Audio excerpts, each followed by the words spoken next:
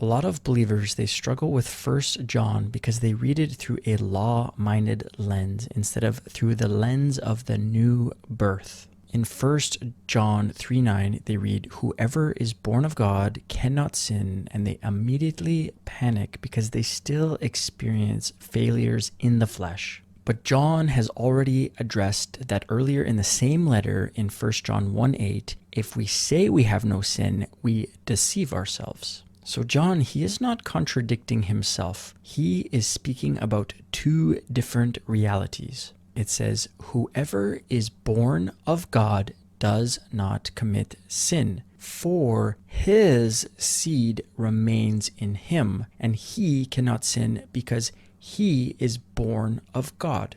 And so the Greek word here in 1 John 3:9 for remains, it literally means abides and continues. And if we notice the emphasis, it is not on the believer successfully holding on to God. The emphasis in this verse is on God's seed remaining in the believer. In the Greek, this verb is a present active indicative, and it's describing an ongoing reality. So in other words, God's life abides continually in the one born of him. John is not teaching sinless perfection in the flesh. John is teaching that the born-again believer is no longer identified by sin as his nature or standing before God.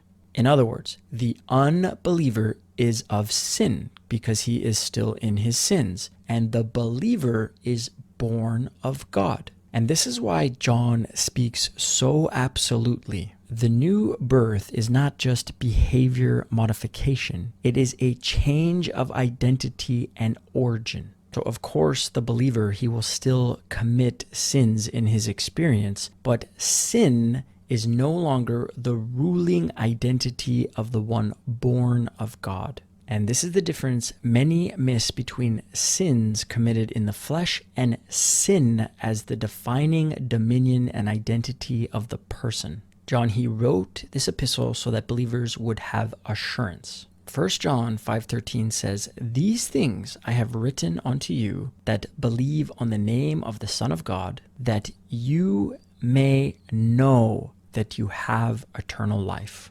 And so the heart of 1 John is not to drive the believer into fear and self-inspection under the law. The whole book is to ground the believer in the reality of the new birth and the abiding life of Christ and the assurance that eternal life is truly eternal.